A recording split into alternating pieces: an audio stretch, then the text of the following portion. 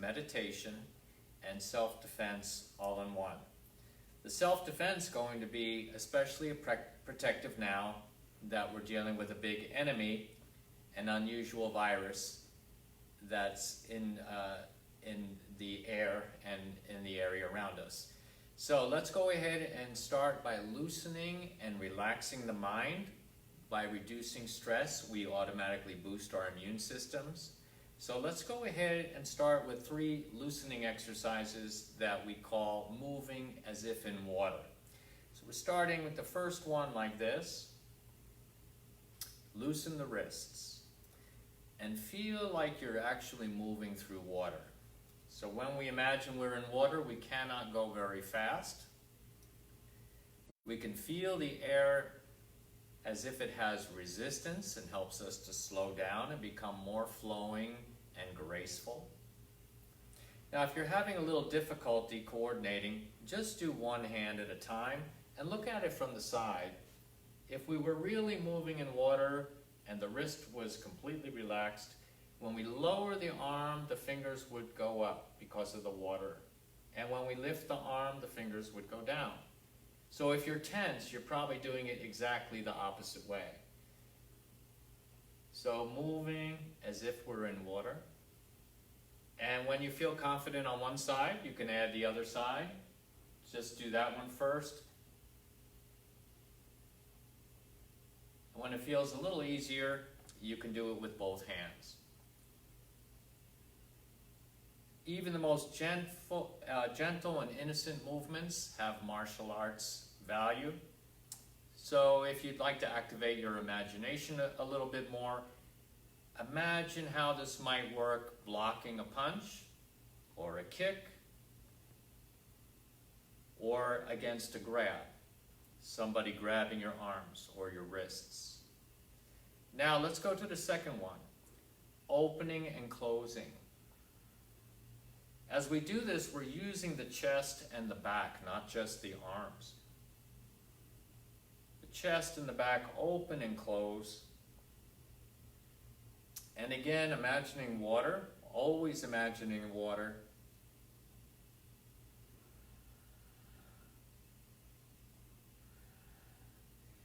Match what I'm showing you as accurately as possible. Notice the areas where we're a little bit tight or stiff, and over time in practice, those areas will loosen up. Opening and closing. And let's do the third one. Moving in a circle, leading with the back of the hands.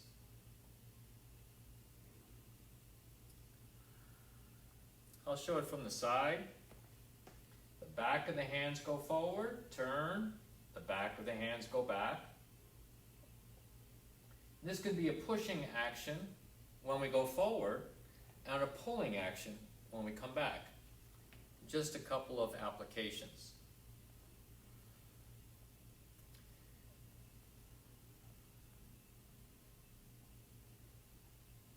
Now that we've started class, let's turn some attention to our breathing and cultivate deep diaphragmatic breathing. That means the abdomen is moving as we breathe. That causes the diaphragm to move up and down, and it presses into the lower part of the lungs, which hardly ever get any air. So we're actually increasing lung capacity while we're using the belly to kind of breathe and use that mechanism. So diaphragmatic breathing, also called abdominal breathing. Let's go ahead and step over. I'm going to mirror you. So move your left foot out. That follows Chinese tradition. This one is called holding the moon. This one boosts the immune system. Let's do this one every day. Bring the hands up and push up toward the sky with your palms. Now draw a big circle around your body. Reconnect the chi between the fingertips and move the energy up. Absorb energy from the sky through the palms and then relax down. Now a little more stretch. Notice my fingers are facing each other even when they're going up. fingers facing. So notice if you're more comfortable doing this rather than this. Again, we'll get more flexible with time and practice. Holding the moon boosts the chi that protects us, the chi that surrounds the body, called guardian chi, protective energy around the body. And think about the breathing. Inhale up, exhale down, and that's just a guide. If you are thinking about enough things without thinking about the breathing, just go ahead and breathe slowly and deeply.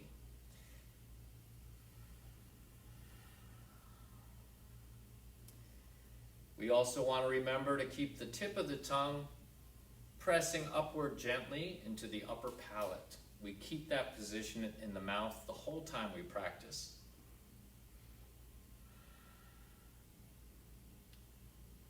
And you'll notice that it helps keep the mouth moist. It also creates a powerful energy connection in the body. So let's relax there.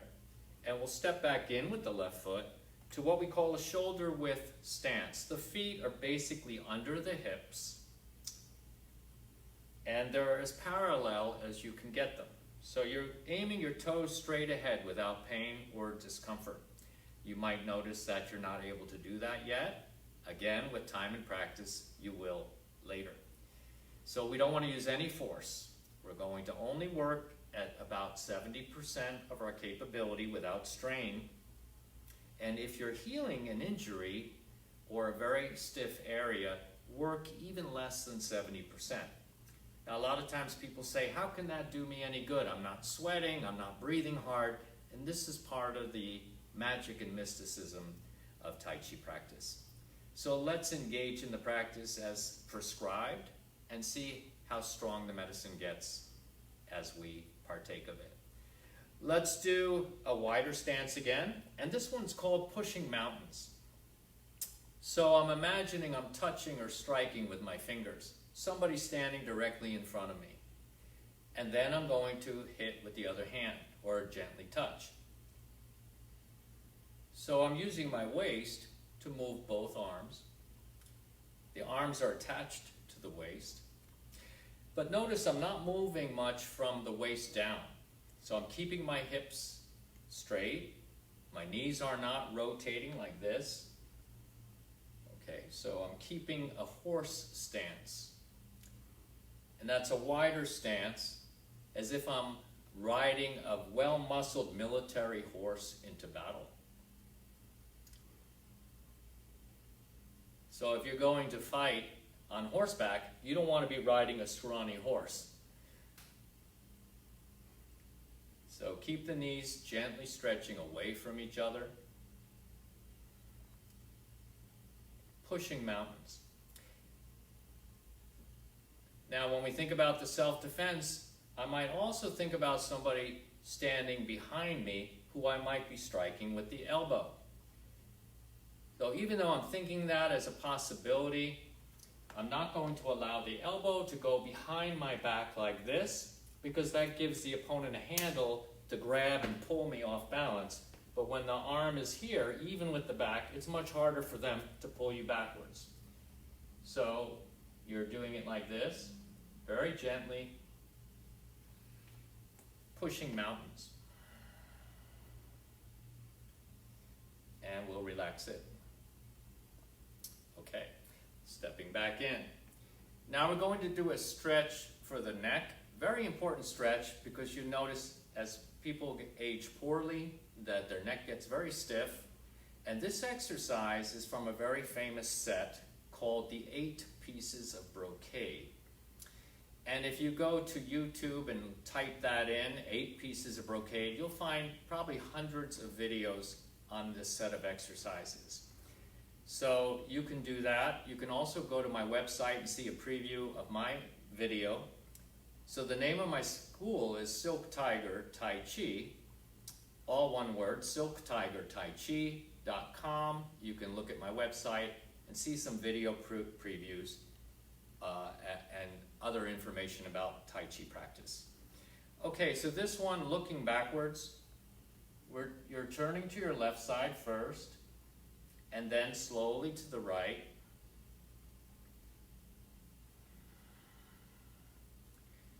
And again, without strain. So don't force the neck. The neck is very easily injured, easily strained.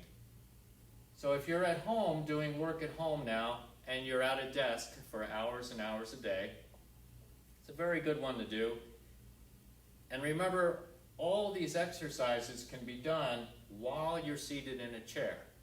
So if you can't stand up to take a stretch break, just go ahead and sit down and do some stretching from the chair. Looking backwards. Now when I look over my shoulder, I'm going to stretch my eyeballs back to see a little bit more behind me. And then I relax the eyes and turn the head. So that adds a little more medicine. Stretch the eyes back and turn. Stretch the eyes back, relax the eyes, and turn.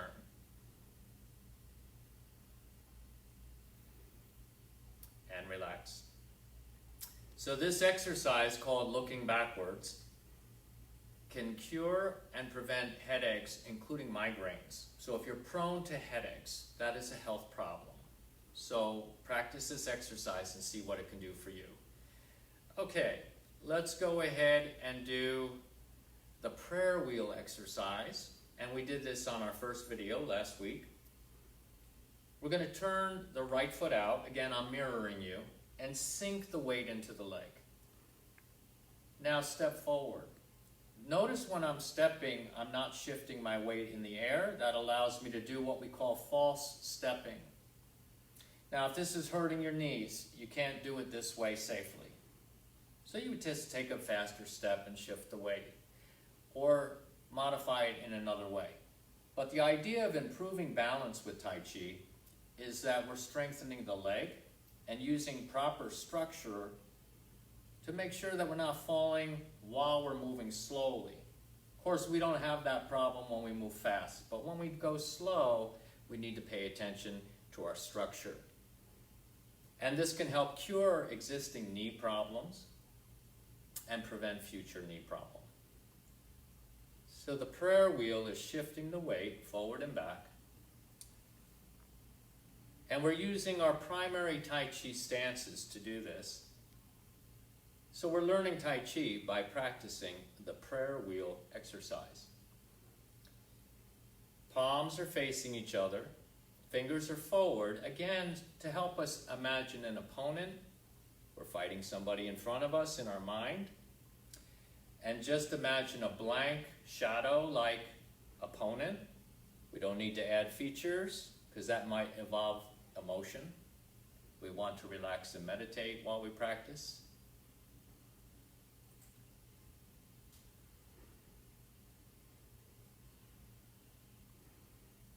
And this is a very good one to meditate with. And I'm going to switch sides. Notice again, I sink the weight, and if you like, practice the false stepping before you begin. See if you can keep the balance and all the weight on one leg.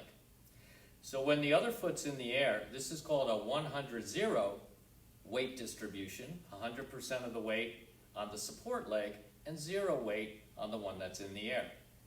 We place the foot and resume on this side. Very relaxed. And a lot of people, again, are experiencing a lot of extra stress now, both mentally and physically. They're connected. So with this movement, we can also imagine we're giving away our stresses out to the universe, which will readily accept anything we give it, our thoughts, our worries, doing no harm to other living creatures. And then we're going to draw in the things we do want. So we can imagine we're giving away the things we don't want or that no longer serve us, and drawing in the things that we do want, like relax. So we could simplify it, give away stress, bring in relax. You might even catch yourself smiling after a few times of doing it that way. Give away stress, bring in relax. So you could put any set of opposites on that you like.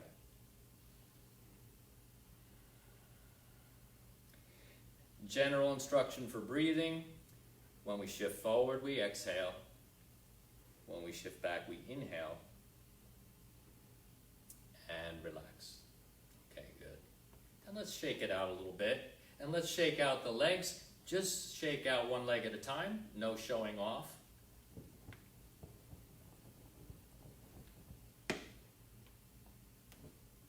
Shake it out. And use a chair when needed. So I keep a chair handy to remind myself to share the chair with you, so you can hold on and shake and shake. And you're not going to stand with all the weight on just one leg if it hurts any part of your leg. So particularly for people with knee issues, and we're not going to say we have bad knees. We're going to say we have knees that are on the mend, or knees that are in the process of healing. And the knees like to hear those messages, because when you just say, I have bad knees, they only hear that, and chances are they're not going to heal very well with those messages. So we learn how to direct the health we want in our body by using our thoughts, our mind. All right, so next one. We're going to loosen the knees. We must do this every time we work out, because again, the knees are probably the most easily injured part of the body. Even if you have healthy knees now, you certainly want to keep it that way. So we're going to step over with the left foot again. And this exercise called knee rotations will actually do any kind of repair that's needed in the legs. So it could be hips, it could be muscle, it could be ankle, feet. Hands are above the knees. We make 9 gentle circles. So we don't even need to do more than 9. 9 is plenty. And we want to look forward. And again, notice if you were looking down, and if it's difficult to look forward, it will get easier with correct practice. So look forward and do your 9 circles. And while I'm talking, I'm losing count, so I might do 8 and I might do 10.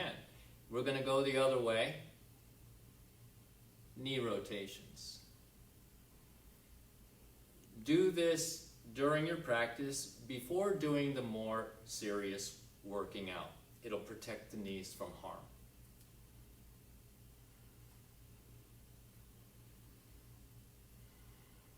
Okay, good. And now we're ready to do a little bit more. So we're going to do polishing the mirror. So a couple of these we're going to do every class just to remind you how very important they are. So polishing the emperor's mirror, we're holding imaginary rags against a full-length glass. Of course, in the beginning, you might just want to practice on the medicine cabinet until your legs get a little stronger and you learn how to relax into the legs, going down and up. Exhale down and up. If the smile leaves your face, you're working too hard. So send that healing smile into your body. Smile at your organs for functioning well, and smile at your body for holding you up and supporting you through life. So develop a healing mind and healing thoughts to heal yourself. The lowest we go with this one is down to the thighs, parallel to the ground. We don't want to do a full squat because then the muscles actually stop working very hard. So we just want to go down as if we're going to sit in a chair and change our mind and get back up again and relax. Okay, good. Shake it out. Okay, let's go ahead and practice some basic Tai Chi. Okay, last time we did about 3 moves and we added a little ending to it. Let's just practice the ending first. So the ending is called cross hands. And when I instructed you last time, I might have said parting the curtains, because that's what it looks like. We're parting curtains to look out the window. But the movement is called cross hands. So I'm going to relax and go down and come up, and I'm going to mirror you again. So actually, when we practice like this as an exercise outside of the form, we can alternate hand positions. In the form, the right hand is in front. So we go down and come up. And notice we're creating a kind of shield. So when we talk about boosting the immune system and improving our health, we need to have a shield around our body, a shield that we're creating by projecting our mental intention outwardly to protect us from germs, bacteria, virus, bad thoughts from other people. That's called psychic attack. Cross hands.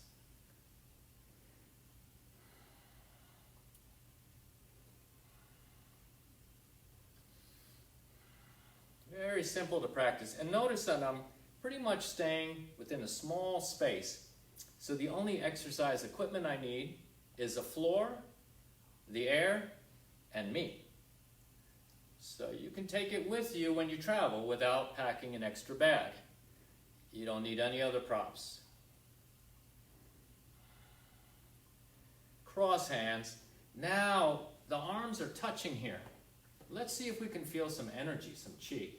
When we do the closing movement, they're not touching. The palms pass close together without touching. See if you can feel some communication between the hands when that happens.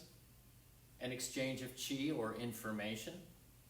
So we do cross hands, and now the arms aren't touching, but now the chi has a chance to jump this gap, and we may feel it over time, if not today.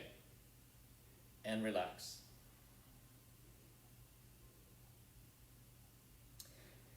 So from cross hands, we listen for the chi. And this is one reason we go slow in Tai Chi. If you go fast, you're going to miss everything. You won't feel anything. So we go slow. Can I feel the energy there? And closing. Okay, so that's the ending. Now let's do the beginning. Put it all together. First movement, very simple. Arms up, very gently. And down. We can add a little stretch right here. From head to toe, but subtle. Again, arms up to shoulder height. And down, relax. Gently stretch. Relax again. Again, notice that I'm using my legs. Tai Chi is whole body exercise all of the time. And even if it looks like I'm not moving my legs, there is compression and relaxation, a kind of pumping that pumps chi and blood through the body. So I'm moving by contracting or releasing muscle, and that also pumps blood and chi, so we can feel more as we practice and get healthier. Gently stretch and relax. Now I'm going to mirror you again. So the second move is called grasp, bird's tail. Grasp, bird's tail to the right. Notice I'm protecting my entire body. My right hand is up, and I turn my right foot on the heel, and then relax. And I want to relax at the end of each posture, so I feel my weight arriving at the soles of the feet, which might make me feel like I just grew a little bit heavier. So by relaxing, then I really feel the weight arrive on the bottoms of my feet. And you can see this movement could be useful if you're blocking a punch or a kick in front of your body, and then you're turning to face somebody else and still protecting yourself. Okay, so we have a two-move mini form, not counting the little ending. Commencement. And grasp bird's tail to the right. So remember, you're mirroring me here. And I'm going to turn back and show it to you from the other view. And now I'm not mirroring you, you're just following me like we do in class. So I'll move over a little bit to avoid the clutter of that chair sitting there. And we have commencement, arms up, arms down,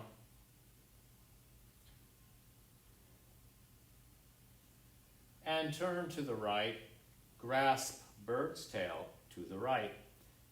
Next move, same name but different move. Holding an imaginary ball, the move is called grasp bird's tail. To the left, my left foot steps and my left arm goes up in front. And this is as if I'm blocking an attack from over there. So I'm facing the primary opponent that I'm imagining and blocking an attack. That's happening in my mind. So it's like when I practice, I'm the star of my own kung fu movie. And the fun of that is I always win. So imagine you're dealing with somebody in front who might have tried to reach in and grab your throat or push you, and you knock their arms back down. Gently stretch. Even this movement has martial arts application. Everything we're doing is self-protective. Grasp bird's tail to the right. Shift forward. And take the step with the left foot. And bring the left arm up. Grasp bird's tail to the left. Now, how do we get back where we started? We're going to do it again, and I'm going to turn my back to you once again. Commencement.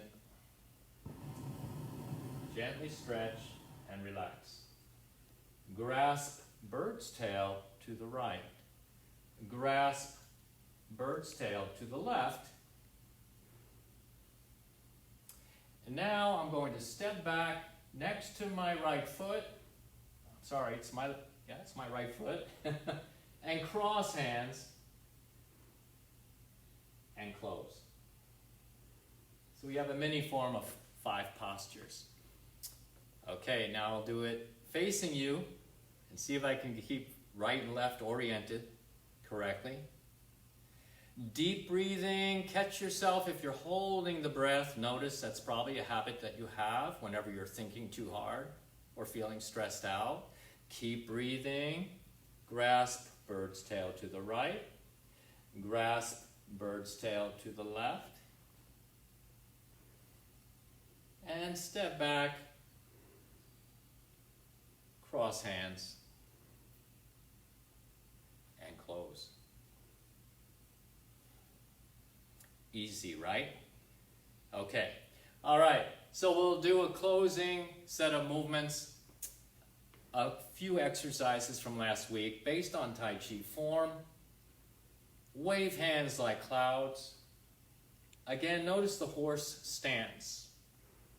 So sometimes on the ancient battlefields, they would need to fight from horseback. And they might need 2 hands to handle a weapon or an enemy. So they needed to grip the horse with strong legs, while their hands were otherwise employed for defense.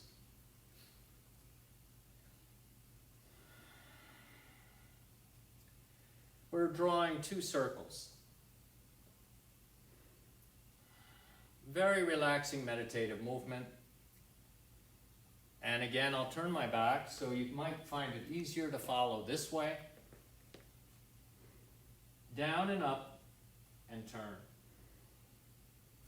Down and up, turn. Down and up, turn. Down and up, turn. So instead of saying down and up, we could just say change. Change means the hand that was up goes down, the hand that was down goes up. Change and turn. Change, turn, and relax. Okay, good. We'll close up with Tai Chi circle breathing, a wonderful way to close your practice.